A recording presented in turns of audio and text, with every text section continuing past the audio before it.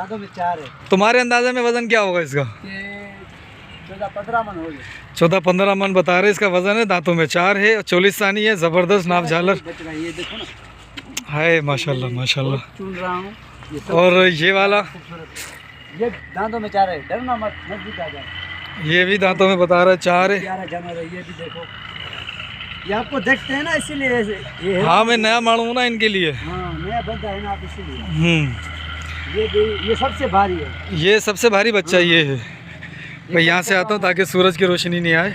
हाँ अब बताया वहाँ पे। ये भी देखो दांतों में 4। अच्छा ये जगह कौन सी है?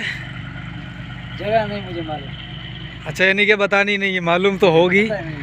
और अभी सेल पर है ये बेचने के हैं अभी या नहीं? नहीं नहीं नहीं, जब भेजेंगे हम बताएंगे आपको। अच्छा चलो भाई, जब ये बेचेंगे बता देंगे। सेठ कौन है इसका? भाई इनकी तरफ से अभी फ़िलहाल मना है।